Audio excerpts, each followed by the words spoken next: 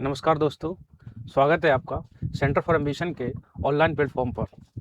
Modern history की series के अंतर्गत हम लोग आज से राष्ट्रीय आंदोलन और इसके चरण की शुरुआत करेंगे। राष्ट्रीय आंदोलन हम लोगों ने पहले भी बात की थी कि ये मॉडर्न हिस्ट्री के अंतर्गत ये कोर एरिया माना जाता है, जहाँ से प्रीलिम्स में अधिक से अधिक सवाल आने की संभावना होती है। उन्हीं को हम लोग जो है विस्तार से कवर करेंगे। कोशिश करेंगे कि यहाँ से जो है आपके सवाल छूटे ना। तो राष्ट्रीय आंदोलन की जब बात हो रही है, इससे पहले हमने कांग्रेस और कांग्रेस से संबंधित जो संस्थाएं थी उनको कवर किया था। तो यहाँ से हम लोग राष्ट्रीय आंदोलन और उसके चरण की बात करेंगे।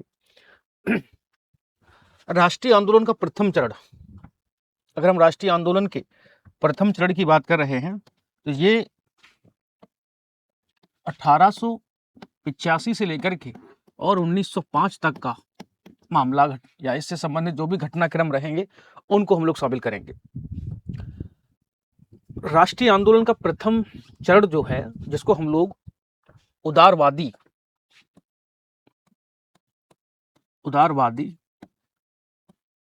है ना, या नरम दल आदि के नाम से भी जानते हैं। उदारवादी चरण या नरम दल के नाम से जानते हैं। उदारवादी चरण कहने का मतलब ये हुआ कि 1885 में कांग्रेस की स्थापना होती है, भारतीय राष्ट्रीय कांग्रेस की स्थापना हुई और इस कांग्रेस में 78 मेंबर्स लगभग शामिल हुए थे।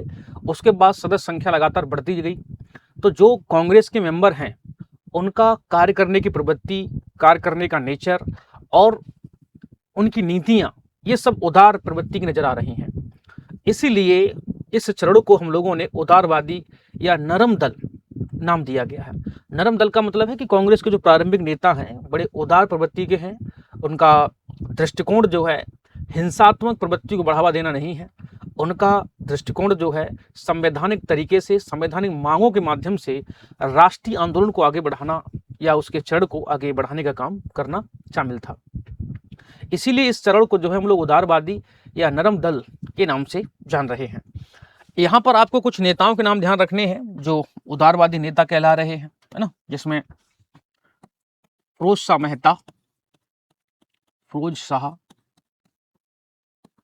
मेहता, दादा भाई नौरोजी,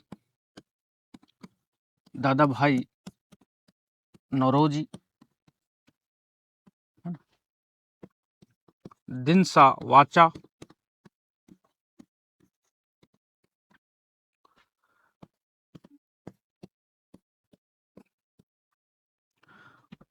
गोपाल कृष्ण गोखले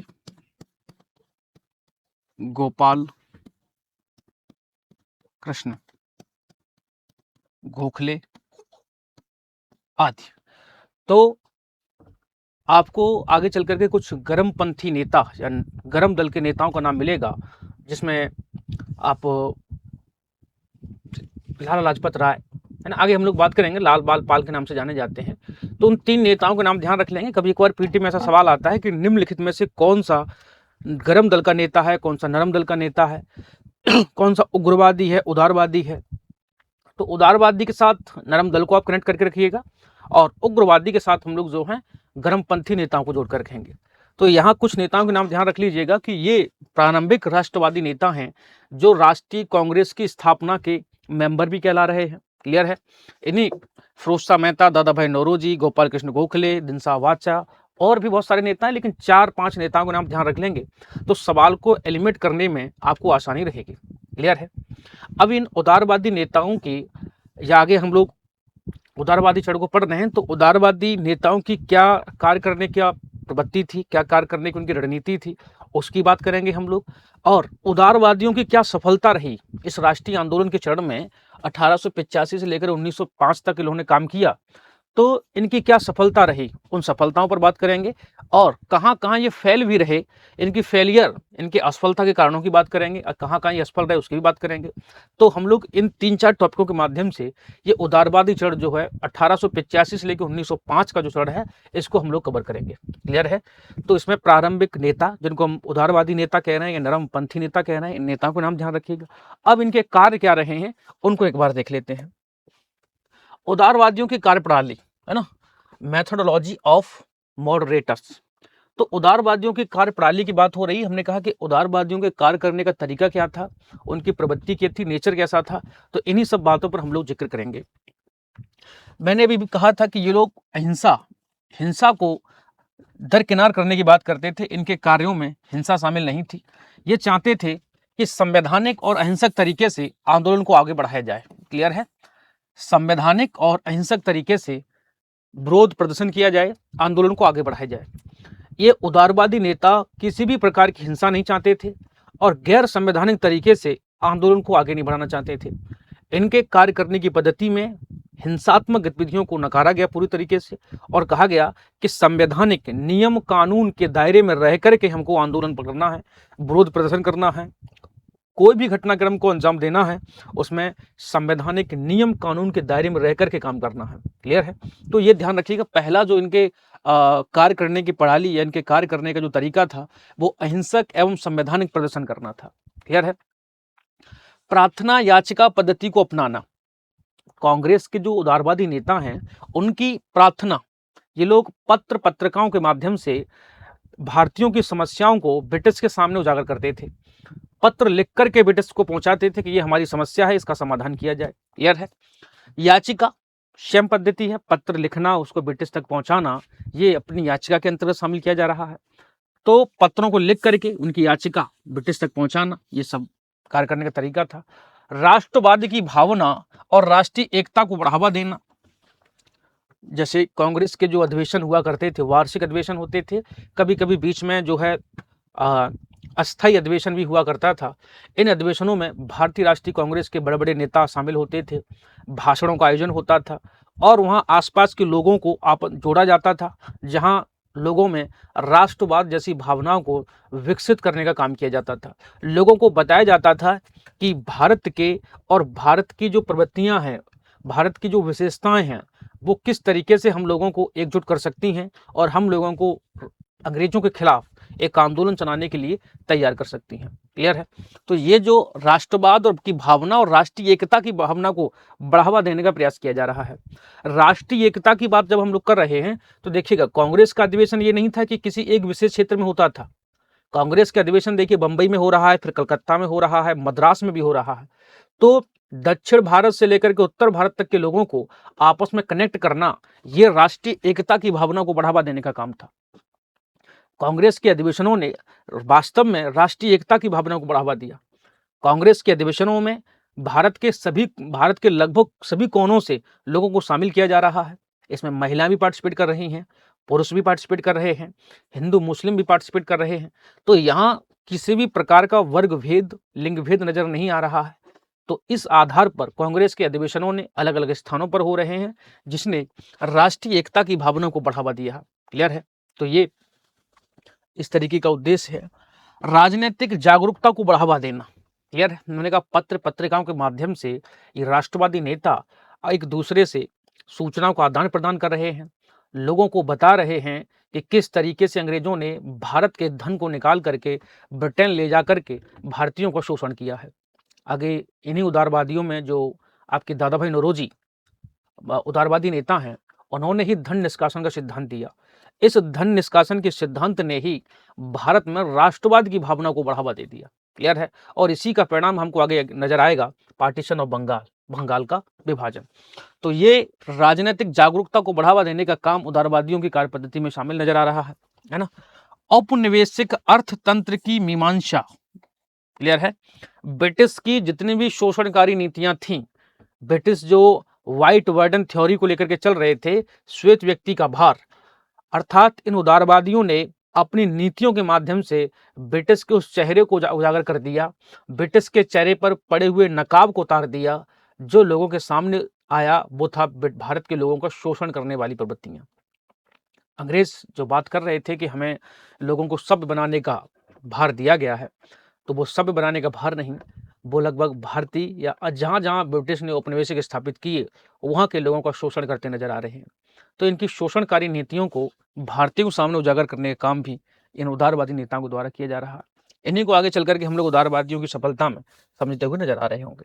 तो उदारवादियों की जो कार्य पद्धति है, ध्यान रखिएगा, अहिंसक संवैधानिक प्रदर्शन करना है, प्रार्थना याचिका पद्धति को अपनाना है, है ना, राष्ट्रवाद की भावना, राष्ट्रीय एकता को बढ़ावा देना है और राजनीतिक जागरूकता को बढ़ावा देना। ये राष्ट्रवादी नेताओं के प्रारंभिक चरण में जो हम लोग उदारवादी चरण पढ़ रहे हैं, उसमें उनके कार्य करने की जो है नीतियां, कार्य करने की पद्धति शामिल है। क्लियर है, ध्यान रखिएगा। आगे हम लोग बात करते हैं उदारवादियों की उपलब्धियां क्या रहीं। 1885 से लेकर के और 1905 तक उदारवादियों ने जो कार्य किया था, उन्हीं कार्यों में उदारवादियों के द्वारा कहां कहां तक वो सफल रहे, उन्होंने कौन कौन सी उपलब्धियां हासिल की, उन्हीं उपलब्धियों की बात करेंगे। क्लियर है। विदेशों में भी भारतीय पक्ष का समर्थन। देखिए, दादा भाई नौरोजी एक महत्वपूर्ण पर्सन है उदारवादी नेताओं में। इन्होंने ब्रिटेन में जाकर के, ब्रिटेन की पार्लियामेंट में भारतीयों के समक्ष जो समस्याएं थीं, भारतीयों का जो शोषण किया जा रहा था, इन सारी बातों को ब्रिटेन में जाकर को उजागर किया था दादा भाई नौरोजी ने। उद्देश्य ये था कि हम ब्रिटेन की पार्लियामेंट में ये सारी समस्याओं को उजागर करेंगे, तो शायद कहीं ना कहीं ये जो ब्रिटेन की पार्लियामेंट है, यहाँ के जो राजनेता हैं, वो भारत की समस्याओं को सुनने का काम करेंगे। सबसे पहले दादा भाई नौरोजी ने जो है ब्रिटेन की पार्लियामेंट में धन निष्कासन के सिद्धांत की बात की थी, ध्यान रखिएगा। तो विदेशों में भी भारतीय पक्ष का समर्थन इन उदारवादियों के कार्यों में शामिल था। यह है आर्थिक नीतियों का विश्लेषण। तो हम लोग जब कह रहे थे कि दादा भाई नौरोजी ने जो धन निष्कासन का सिद्धांत दिया, क्लियर है, धन निष्कासन का सिद्धांत दिया, तो ये धन निष्कासन का सिद्धांत हम लोग डिटेल में पढ़ चुके हैं। इसी में बताया गया था कि जो संसाधन, जो वस्तुएं भारत के लिए महत्वपूर्ण हो सकती थीं, उन्हें ब्रिटेन ले जाने का काम ये उदारवादी नेता कर रहे थे। क्लियर है, तो ध्यान रखेंगे धन निष्कासन के सिद्धांत के अंतर्गत भारत का वे संसाधन जो भारतीयों के लिए महत्वपूर्ण हो सकते थे, है ना, वो ब्रिटेन की तरफ ले जाने का काम कर रहे हैं। इसी बात को दादा भाई नौरोजी और उनके सहयोगियों ने भारतीय लोगों के सामने उजागर किया था। क्लियर है। राजनीतिक जागरूकता एवं राष्ट्रीय भावना का विकास। तो पत्र पत्रिकाओं के माध्यम से, कांग्रेस के अधिवेशनों से, भारत राष्ट्रीय कांग्रेस के अधिवेशनों ने जो है राजनीतिक जागरूकता को बढ़ावा दिया। कांग्रेस की सदस्यता प्राप्त करने के लिए एक मूवमेंट चलाया जाता था, है ना, जगह जहां पर अधिवेशन होता था, लोगों की भीड़ होती थी, वहां कांग्रेस की सदस्यता, लोगों को कांग्रेस का सदस्य बनाया जाता था। तो प्रारंभ में जहां 78 सदस्य थे कांग्रेस के, वो आगे चल करके अधिवेशनों के माध्यम से उनकी संख्या हजारों की संख्या में पहुंच जा रही है। तो ये राजनीतिक जागरूकता का परिणाम था। लोग कांग्रेस की कार्य पद्धतियों को समझ रहे थे। कांग्रेस के माध्यम से लोगों को विरोध करना, भाषण देना, है ना, अंग्रेजों के सामने अपनी अभिव्यक्ति पेश करना, ये सब कांग्रेस के अधिवेशनों से चीजें हो रही थी। तो कहा जा रहा है कि राजनीतिक जागरूकता की बात हो रही है। क्लियर है। राष्ट्रीय भावना। जब पहली बार धन निष्कासन की बात की जा रही है, तो लोगों को यहाँ पहली बार ऐसा लग रहा है कि हमारी कुछ चीजें जो हैं अंग्रेज हमसे चुरा करके बाहर ले जा रहे हैं। क्लियर है। तो ये राष्ट्रीय या राष्ट्रवाद की भावना का तत्व शामिल था। लोगों को कहीं ना कहीं अपनापन महसूस हो रहा था इन सारी चीजों से। बेलवी आयोग का गठन। देखिए, ये सबसे बड़ी उपलब्धि रही उन उदारवादियों की कि एक वेलवी कमीशन का गठन किया गया। ध्यान रखिएगा, ये वेलवी कमीशन जो है ब्रिटिश के व्यय की जांच करने के लिए गठन किया गया था कि ब्रिटिश भारतीय राजस्व से जो पैसा प्राप्त करते हैं उसको कहां कहां किस तरीके से खर्च किया जाता है। तो वेलवी आयोग ये ब्रिटिश के व्यय या खर्च संबंधी जांच के लिए बनाया गया था। ध्यान रखिएगा, बेलवी कमीशन। और बेलवी कमीशन इसलिए बनाया जा रहा है क्योंकि भारत, इन उदारवादियों ने ब्रिटिश की आर्थिक नीतियों का विश्लेषण कर दिया, उनको उजागर कर दिया था। क्लियर है। इसलिए उदारवादियों के दबाव में आकर के ये कमीशन बनाया जा रहा है। ध्यान रखिएगा। क्लियर है। आगे क्या उपलब्धि रही, तो 1892 में एक एक्ट पारित किया जा रहा है, भारतीय परिषद अधिनियम 1892। क्लियर है।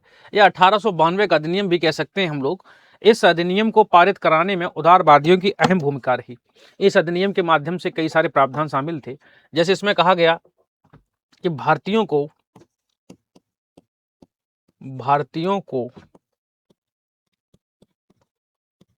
बजट पर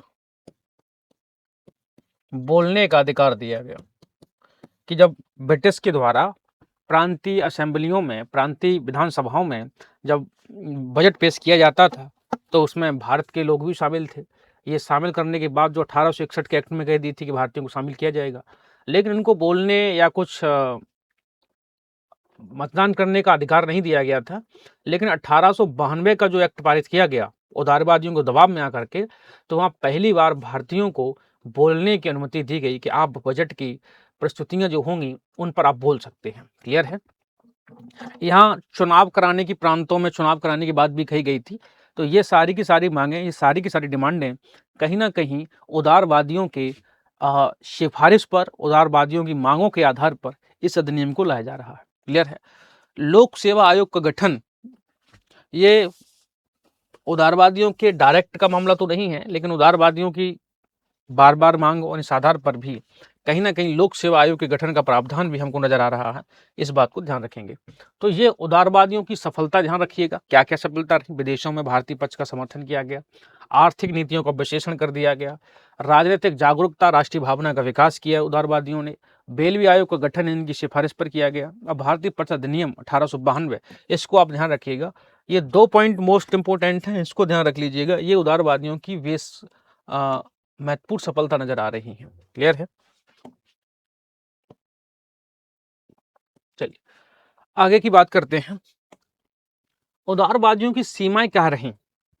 इन उदारवादियों ने काम तो किया, कुछ सफलताएं भी नजर आ रही हैं, लेकिन ये उदारवादी कहां पर फेल हो गए, इनकी कुछ असफलताएं भी रहीं, तो ये ध्यान रखेंगे।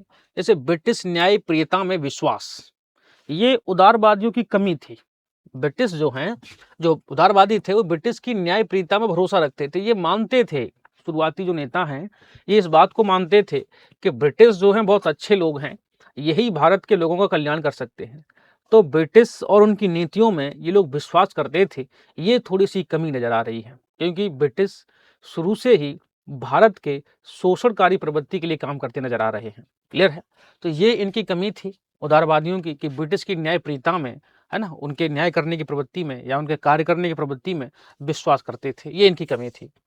आगे, कानून के दायरे में आंदोलन का प्रयास, जहां पर ब्रिटिश के द्वारा, जब हम लोग बात करते हैं कि ब्रिटिश ने कभी भी इस तरीके का काम नहीं किया कि उन्होंने कानून के दायरे में रह करके भारतीयों के साथ जो अत्याचार किए, भारतीयों के साथ जो दुर्व्यवहार किया जा रहा है ना, कि अकाल के दौरान भी लोगों से टैक्स वसूला जा रहा है, उनको मारा जा रहा है, पीटा जा रहा है, तो कहीं पर भी वो ब्रिटिश या ब्रिटिश की नीतियों में संवैधानिक नियम या कानून नजर नहीं आ रहे हैं। तो फिर ये उदारवादी क्यों इस तरीके की बातें कर रहे थे कि हम संविधान के दायरे में रह करके ब्रिटिश की नीतियों का विरोध करेंगे। हालांकि ब्रिटिश ने कभी भी इनके नियम कानून इन सबको स्वीकारा ही नहीं, इनकी मांगों को कभी माना नहीं, ज़्यादातर मांगों को नहीं माना, लेकिन फिर भी ये जो कहा जा रहा है कि ये कानून के दायरे में, ये इनकी अतिवादिता को प्रदर्शन कर रहा है ना। हालांकि कुछ लोग ये बात भी कहते हैं कि ये लोग जो थे ब्रिटिश से डरते थे, ऐसी बात कही गई है। ठीक है, जो भी है। संकुचित सामाजिक सुधार, हम उदारवादियों की बात कर रहे हैं, तो उदारवादियों ने दरअसल एक संकुचित सामाजिक दायरे में रहकर के काम किया। जैसे देखिए, उदारवादियों की जो प्रारंभ में कांग्रेस की बैठकें हो रही हैं, वो पर्टिकुलर कहीं ना कहीं एक शहर में हो रही हैं, जैसे कलकत्ता में हो रही है, मद्रास में हो रही है ना, तो बंबई में हो रही हैं। तो मीटिंगें कुछ क्षेत्रों में हो रही हैं। इसीलिए आगे की जब हम शहरों के बाद भी जो गांव, ग्रामीण क्षेत्र है, उन ग्रामीण क्षेत्रों तक इन उदारवादियों की मांगें, उदारवादियों की बातें ये नहीं पहुंच रही हैं। तो उदारवादियों के इस आंदोलन की चरण से भारत का लगभग ज्यादातर भाग अछूता रहा। क्लियर है। तो इसलिए कहा जा रहा है कि ये आंदोलन का प्रयास जो हो रहा है, ये संकुचित सामाजिक सुधार बहुत सीमित लेवल पर इन्होंने काम किया। और इन उदारवादियों के कार्यों में किसान, मजदूर, इनकी मांगे शामिल नहीं है। क्लियर है। जैसे हम लोग कह रहे हैं कि सिविल सेवा का मामला शामिल था, तो भाई सिविल सेवा में कितने लोग थे जो उस समय के मामले में काम कर रहे थे। उस समय की अगर समस्याओं को देखा जाए तो किसानों की अपनी समस्याएं थी, है ना, मजदूरों की अपनी समस्याएं थी, ग्रामीण क्षेत्रों में परिवहन की असुविधा थी, रोजगार की समस्या थी, गरीबी, भुखमरी जैसी समस्या नजर आ रही हैं। इन समस्याओं को नहीं उठाया इन उदारवादियों ने। उदारवादी कौन सी समस्या उठा रहे थे कि सिविल सेवा में लोगों को शामिल किया जाए, है ना, बजट पर बोलने का अधिकार दिया जाए। तो क्योंकि उदारवादी उस बुद्धिजीवी वर्ग से आ रहे थे, तो वो बुद्धिजीवी वर्ग की मांगों को उठा रहे थे। उदारवादियों का जो आंदोलन करने का जो क्षेत्र रहा है वो शहरी क्षेत्र रहा। उनकी मांगें भी मुख्य रूप से बुद्धिजीवी वर्ग के लिए रहीं। इसमें किसानों की मांगें, जमींदारों की मांगें या मजदूरों की मांगें शामिल नहीं थी। तो ये इसलिए कहा जा रहा है कि उच्च वर्गीय मानसिकता इन उदारवादियों की नजर आ रही है। जन आंदोलन संबंधी प्रयास में उदासीनता। जन आंदोलन, तो वही कहा कि इस आंदोलन में, उदारवादी के आंदोलन में, न तो किसान शामिल थे, न मजदूर शामिल हैं, न जमींदार शामिल हैं, है ना। एक सीमित क्षेत्र नजर आ रहा है, एक संकुचित एरिया, संकुचित लोगों का समूह नजर आ रहा है। क्लियर है।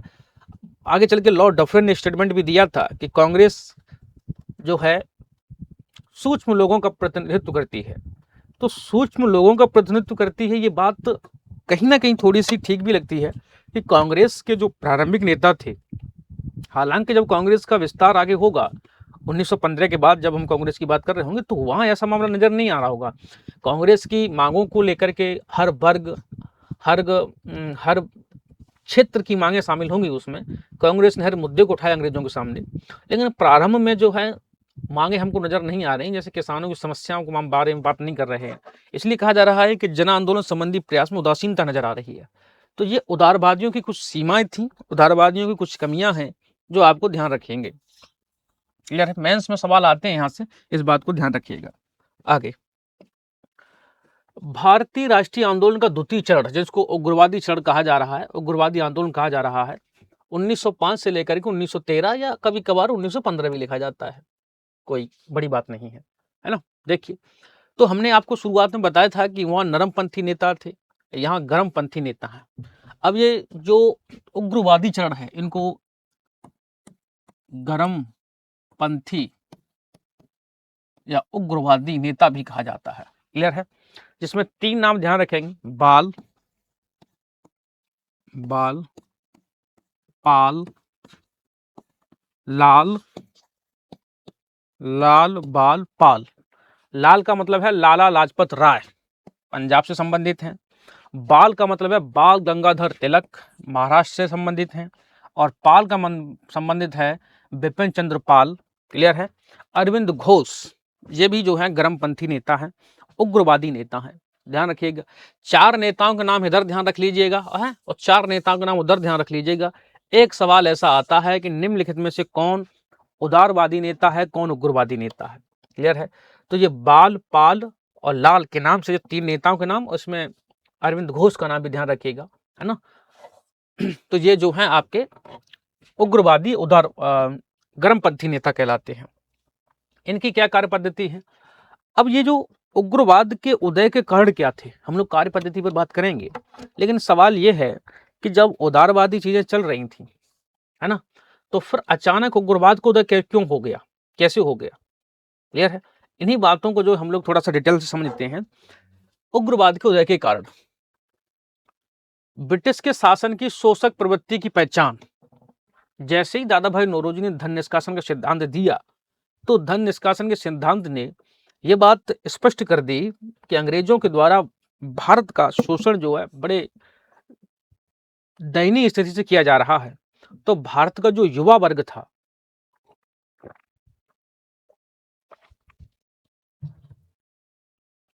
उस युवा वर्ग ने ब्रिटिश की शोषणकारी प्रवृत्ति का विरोध किया।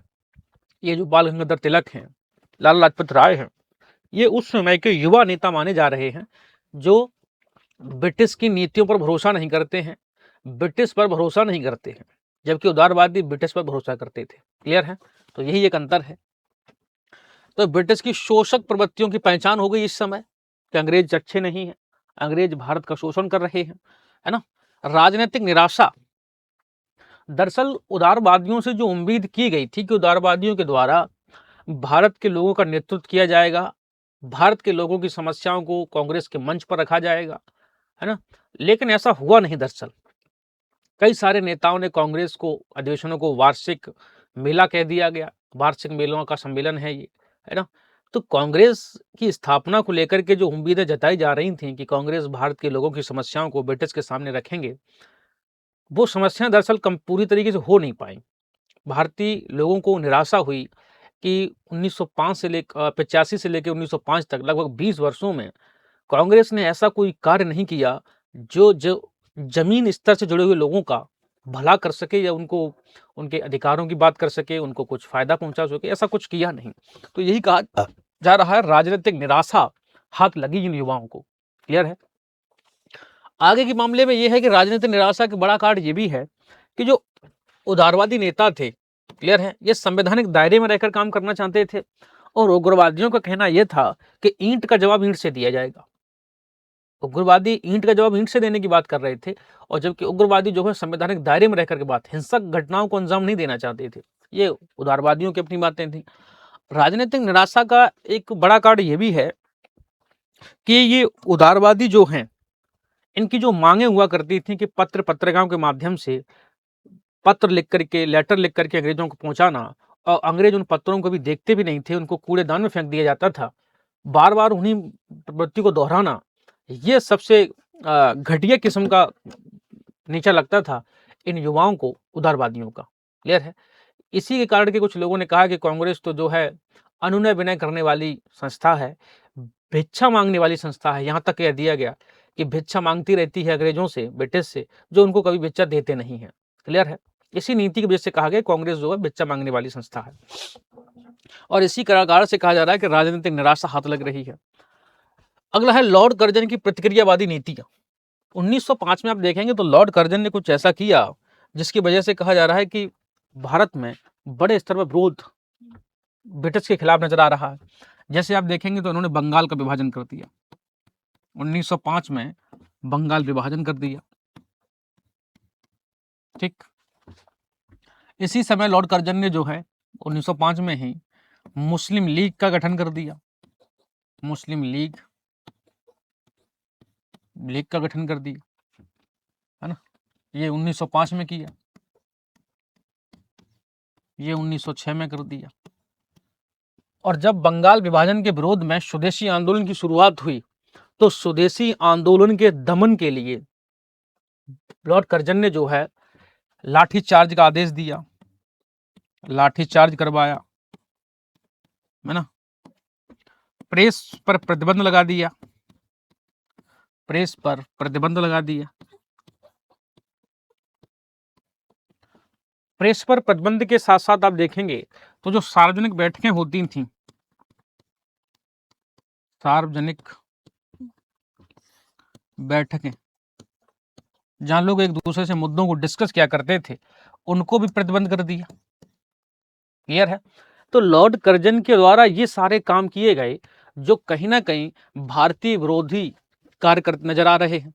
इन्हीं कार्यों का इन भारतीयों के द्वारा विरोध किया जा रहा। क्लियर है।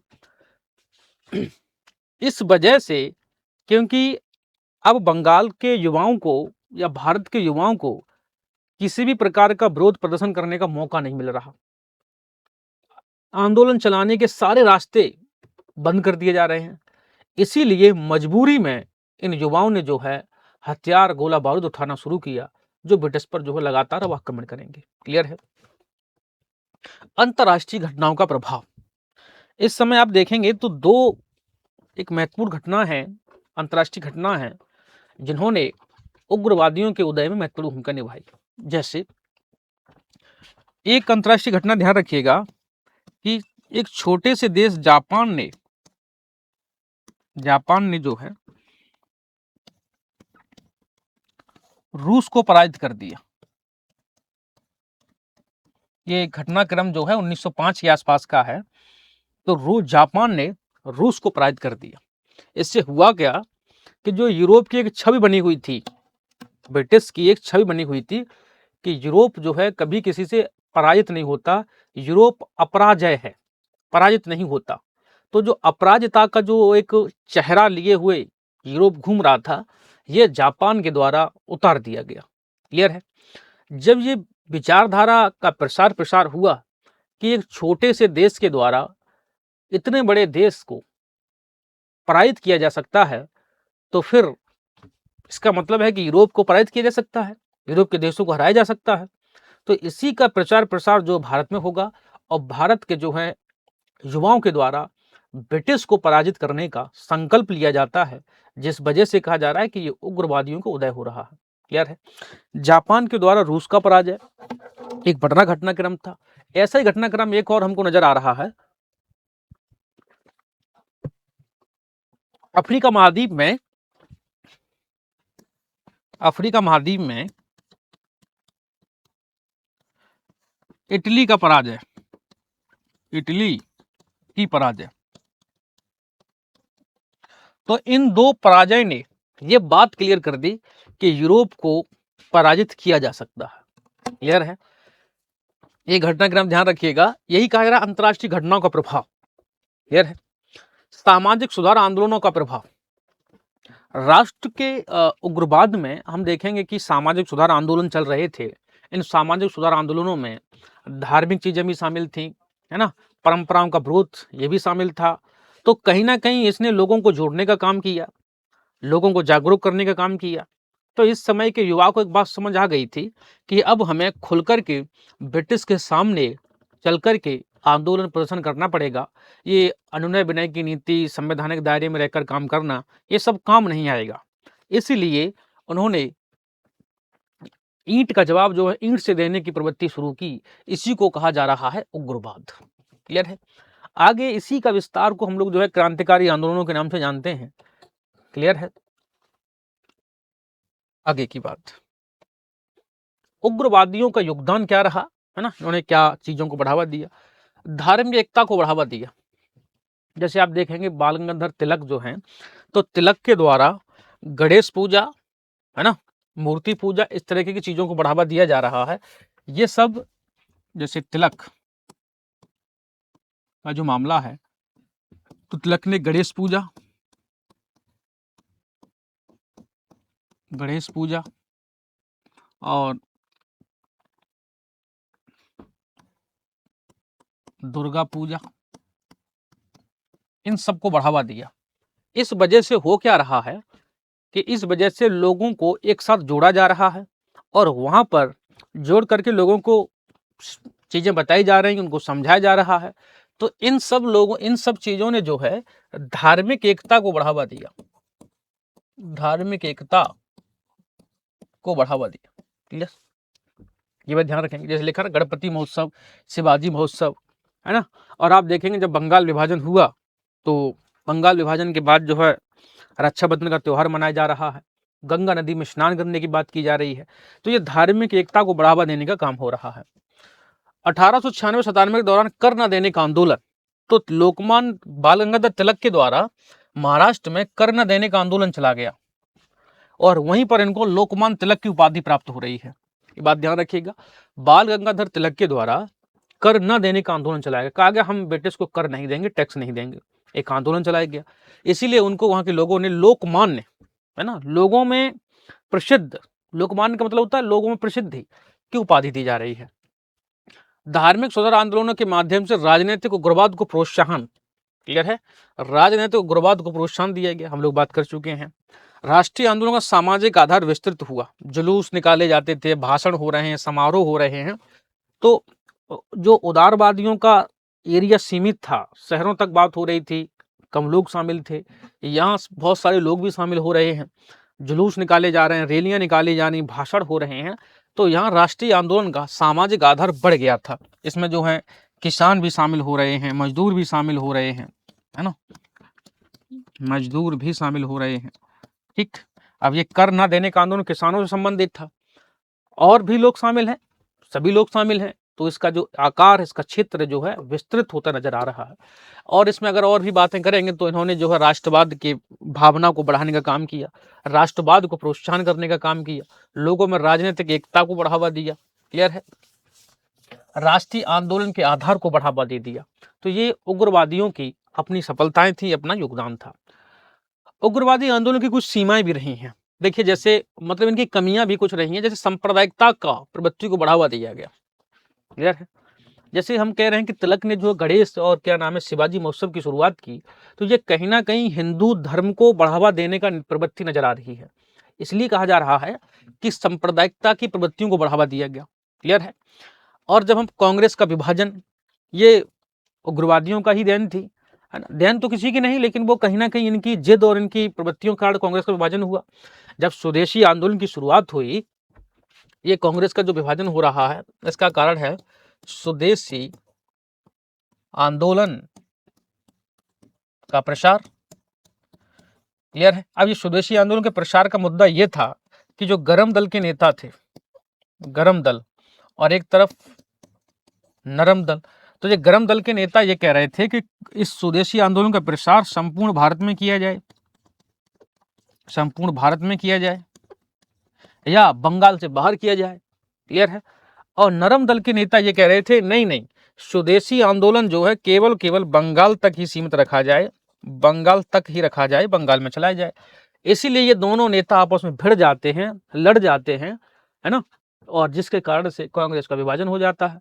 तो कांग्रेस के विभाजन में कहीं ना कहीं उग्रवादियों का जो अतिवादिता का मामला था, इस वजह से कांग्रेस का विभाजन हुआ। ये घटनाक्रम है 1907 का, जिसको सूरत अधिवेशन के नाम से हम लोग जानते हैं। अराजकता में वृद्धि, ये भी बात सही है कि ये कांग्रेस के जो नेता थे, गरमपंथी नेता, है ना, ये हिंसा में विश्वास करते थे। मैंने कहा ईंट का जवाब ईंट से देने की बात कर रहे हैं, है ना, ब्रिटिश की हत्या करने में भरोसा रखते थे, है ना, चोरी डकैती करने में भरोसा रखते थे। तो ये सारी चीजों ने अराजकता में वृद्धि को बढ़ावा दिया, और इसी वजह से आगे चल करके आप देखेंगे तो क्रांतिकारी घटनाओं को उदय हो रहा है ना। इन्हीं क्रांतिकारी घटनाओं में आप देखेंगे तो काकोरी ट्रेन केस घटना नजर आ रहा है, चोरा चोरी केस नजर आएगा। ये सब हिंसात्मक घटनाओं के परिणाम होंगे। पश्चात आधुनिक विचारों के प्रति मोह भंग, ये जो उदार उग्रवादी नेता थे, ये पश्चिमी विचारों को, आधुनिक विचारों को नहीं मानते थे, है ना। बहुत सी सारी चीजें थी जिसमें ये लोग इन सब पर भरोसा नहीं करते थे, इनकी बात हो रही थी। ठीक। उदारवादी तथा उग्रवादी आंदोलन में कुछ अंतर हैं, जैसे अब इनका आधार देखिए, सामाजिक संरचना, राजनीतिक विरोध के साधन, वैचारिक मतभेद, लक्ष्य। देखिएगा जो उदारवादी हैं उनका क्या है कि उच्च मध्यम वर्ग अभिजात दृष्टिकोण था। क्लियर है। ये जो उदारवादी थे उन्होंने कहा कि उच्च वर्ग, बुद्धिजीवी वर्ग तक इनका दृष्टिकोण, इनका एरिया शामिल था, जबकि उग्रवादियों का निम्न मध्यम वर्ग तक एरिया शामिल था। उदारवादियों के विरोध प्रदर्शन करने का साधन था याचना नीति, पत्र पत्रिकाओं के माध्यम से ब्रिटिश तक अपनी सूचना को पहुंचाना, जबकि इनका जो साधन था वो था निष्क्रिय प्रतिरोध। क्लियर है। निष्क्रिय प्रतिरोध का मतलब ये हुआ कि हम लोग आंदोलनों के माध्यम से, हड़तालों के माध्यम से, इस तरीके से हम लोग ब्रिटिश का विरोध करेंगे। इनमें मतभेद क्या था? उदारवादी जो थे वो पाश्चात्य शिक्षा और ब्रिटिश शासन प्रणाली में विश्वास करते थे, उसके पक्षधर थे, ध्यान रखिएगा। और जो उग्रवादी थे वो भारतीय संस्कृति विरासत के समर्थक थे, अर्थात वो पाश्चात्य शिक्षा और ब्रिटिश शासन प्रणाली के विरोधी थे, इस तरीके से कह सकते हैं, है ना। अंग्रेजों के अधीन स्वशासन की मांग कर रहे थे। उदारवादी कह रहे थे कि ब्रिटिश के अधीन रहकर के हम शासन स्वीकार करेंगे, और जबकि उदार उग्रवादियों का मामला था स्वराज या स्वतंत्रता। तो ये इन दोनों में कुछ अंतर हैं, उदारवादी उग्रवादियों में, ध्यान रखिएगा। इसमें मोस्ट इंपोर्टेंट अंतर एक ये है कि इसका जो एरिया था वो मध्य उच्च वर्ग है, इनका निम्न वर्ग था। इनकी जो विरोध करने के साधन थे याचना की पद्धति, निष्क्रिय प्रतिरोध करने की बात कर रहे थे। ये पाश्चात्य शिक्षा पर भरोसा करते थे, विश्वास करते थे, उदारवादी, जबकि उग्रवादी इस पर भरोसा नहीं करते थे, वो भारतीय संस्कृति पर भरोसा करते थे। ये अंग्रेजों के अधीन सुशासन की बात कर रहे थे और ये लोग स्वराज्य की बात कर रहे थे। तो ये एक आंदोलन का चरण हम लोगों ने कंप्लीट किया है।